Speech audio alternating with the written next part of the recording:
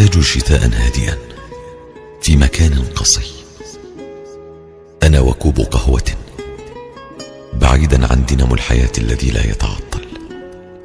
أحتاج تنظيف ذاكرتي جيدا من غبار السنين المتراكم، فمذ بلغت 20 والأيام تقذف نحوي الغث والسمين، الجميل والقبيح، فأصبح عقلي سلة مهملات كان لابد أن ألقي بها بعيدا وأراها تتحطم أمام عيني، ليعود عقلي طفلا كما كان، كل ما يشغله شراء حلوى من البقالة ومشاهدة كرتون لولو الصغيرة وحكايات عالمية وافتح يا سمسم.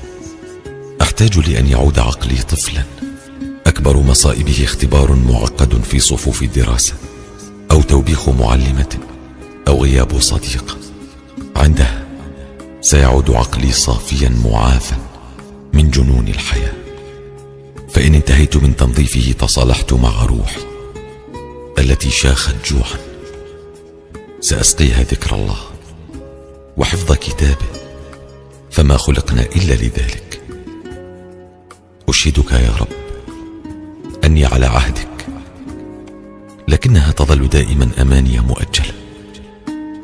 إذا تقاعدت أبدأ بحفظ القرآن، إذا أنهيت مسؤولياتي أبدأ بقراءة القرآن.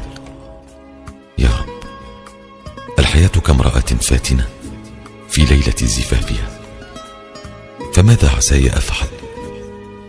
أخشى أن يمضي عمري ورصيدي للآخرة كفقير معدم ليس له رصيد كباقي الأغنياء. صدقا أتوق لليل شتاء هادئ بعيدا حتى عن أحب الناس، لأعيد ترتيب حياتي من فوضى الحياة، وألملم شتات نفسي من كل مدينة، وأحافظ عليها من عبث الحياة السريع قبل أن تعبث بي.